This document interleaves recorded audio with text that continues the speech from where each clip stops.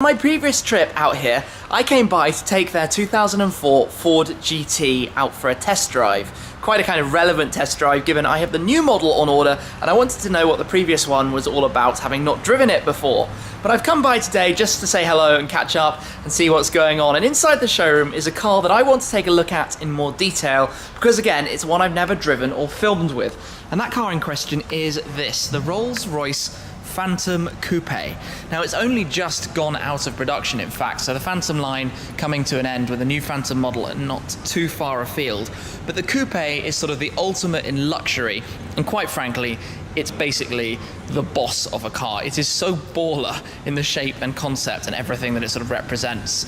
It's 5.6 meters long, so it is a huge machine based on the sort of 2003 Phantom of course, but these came out in 2008. It's a four-seater, but two-door, still has the sort of suicide doors that open towards the rear, like so, which is quite frankly just cool.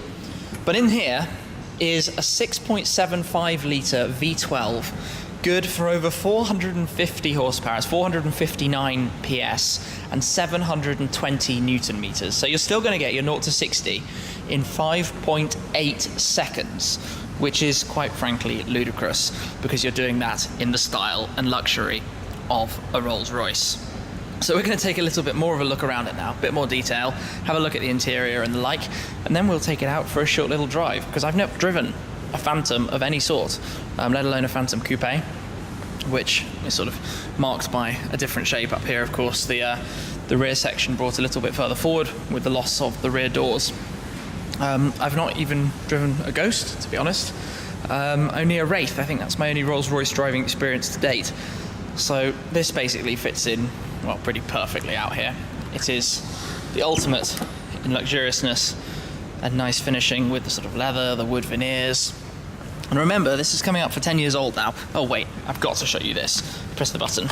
And then you have an umbrella that has not been used because, well, it doesn't frequently rain in Dubai, but literally that lives tucked in there, which is just cool. There's one on the passenger side too, so we can click that back in.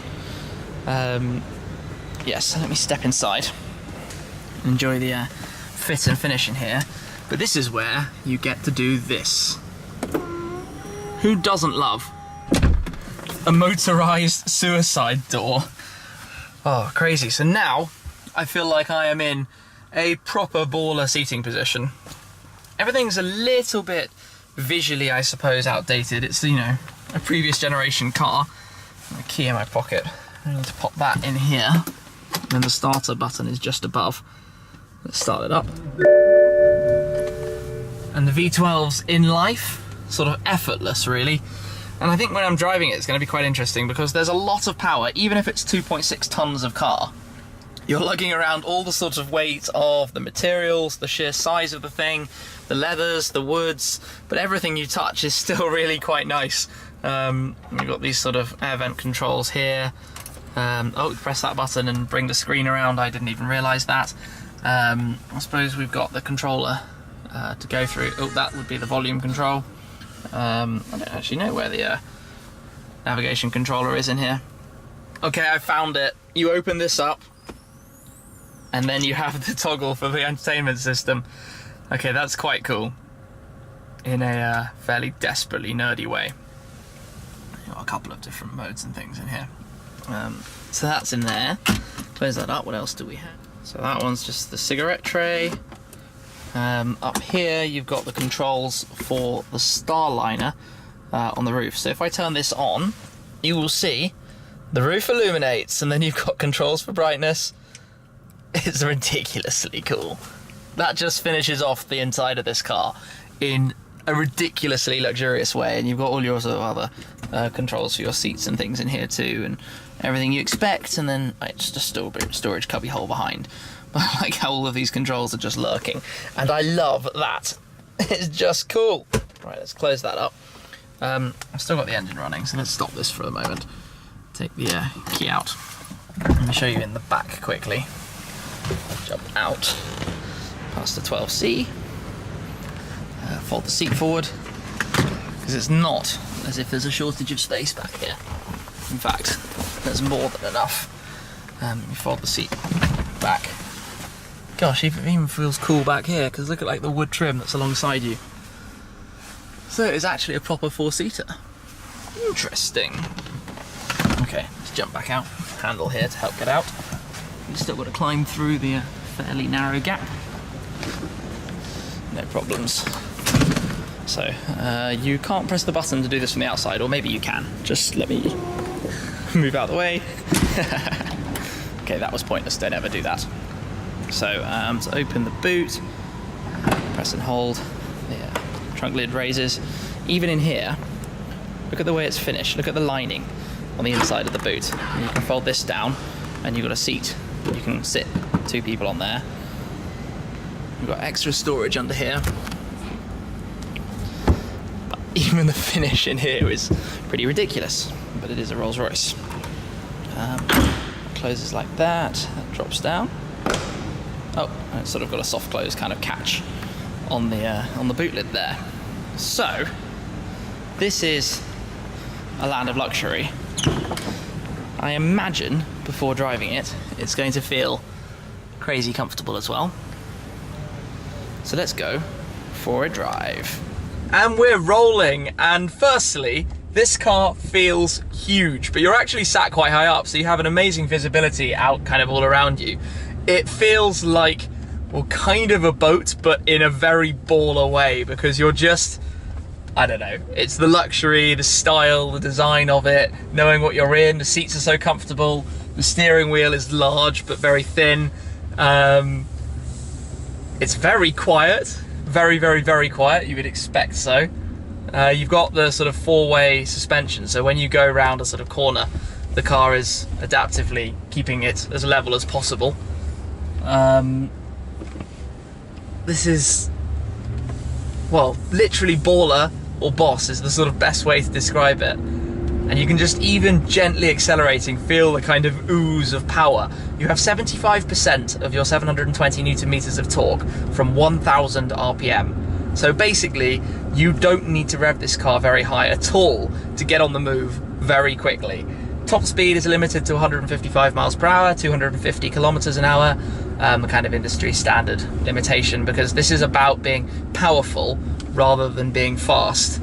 But holding the steering wheel going around a corner is a strange, strange sensation. This is very, very odd. You can hear a bit of V12 as you sort of squirt away and start accelerating, but it's not intrusive into the cabin at all. Give it a little squirt. The power reserve is the fun thing. So you don't have a rev counter, you have a power reserve chart that goes the other way from 100% to show you how much you have left, but not sort of in terms of revs, in terms of how much brake horsepower you're actually using. That's kind of standard across Rolls-Royces. So if you lift off, back to basically 100%. If I start squirting again, that number goes down.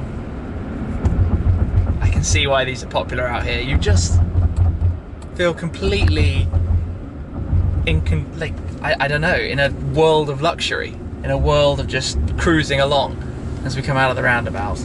The steering wheel's funny. Let me pop my foot down, just sort of feel this. Very smoothly dropping down some gears and effortlessly pulling away again while holding the boat-like steering wheel. This is really cool. One of the strange things is that there are no options for manual on the gearbox or sort of interfering with the car's settings. You basically just drive it. So putting your foot down, the auto box is doing its own thing and choosing all the settings for you. And that's all there is to it. It is completely not about racing. I guess the black badge versions of the Rolls-Royce are probably more interesting from that respect, and how they drive. I've not driven one, maybe at some point, but this is about just cruising in style, and a lot of it. I've got a kind of craving to have a Rolls-Royce in my life right now. Fascinating thing, I'm going round in circles around a roundabout, amazed at the suspension and how flat it keeps the car. I mean, this is a big, heavy, wide, large machine, but we're going quite tightly round a corner, and it's sitting completely sort of dead flat. I mean, you've still got the forces of the weight, but this is rather kind of remarkable in a way that it can do that. But what this experience is sort of all about, I'm going to come off now before we start getting dizzy, is the sort of effortless luxuriousness in the way that the car feels and just drives and just cruises. You jump in, nothing to worry about, off you go, and you're doing it in such an amazing way. We're back, and that was pretty fun in a strange kind of way. Obviously, Rolls-Royces are exceptionally popular out here, and you can see why, because the size of the car is not a problem, and you can just cruise around in so much style. I know I said it, but really, the Phantom Coupe especially literally nails this. You have the Wraith, which is a similar sort of concept, although on the much smaller chassis and frame, but a little bit more powerful as well. Now, this car has kind of had quite a long life. The Phantom itself has had quite a long life, various different forms, the extended wheelbase, the shorter car, the coupe, the drop head as well, of course, the convertible version. But you've got the sort of hugely iconic Rolls-Royce grille, the Spirit of Ecstasy that goes down and up at the front. You've got the sort of dual tone in this car with the silver paintwork and the sort of brushed effect across the bonnet and around the windscreen frame. It's just such a kind of iconic thing. Everybody knows what a Rolls-Royce is. There's the style that comes with them, the statement it makes.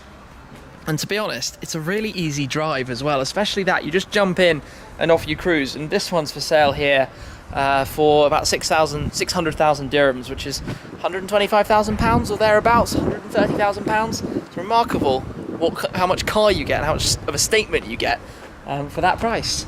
But anyway, a bit of a random little drive, coming here to Topline Motors and taking out the Phantom Phantom Coupe.